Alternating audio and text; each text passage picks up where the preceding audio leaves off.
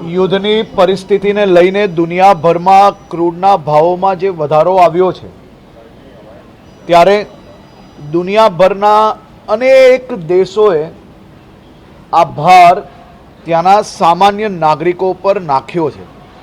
ત્યારે ભારતમાં દેશના યશસ્વી વડાપ્રધાન શ્રી નરેન્દ્રભાઈ મોદી દ્વારા આજે એક ખૂબ જ મહત્વનો નિર્ણય લેવામાં આવ્યો।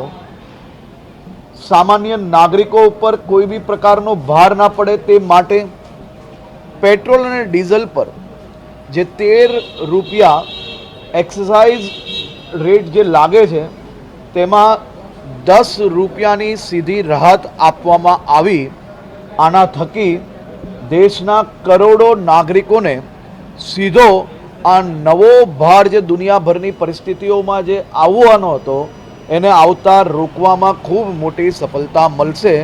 યશસ્વી વડાપ્રધાન શ્રી નરેન્દ્રભાઈ મોદીજીને મારા રાજ્યના સૌ નાગરિકો વતી એમનો આભાર માનવા માંગુ છું।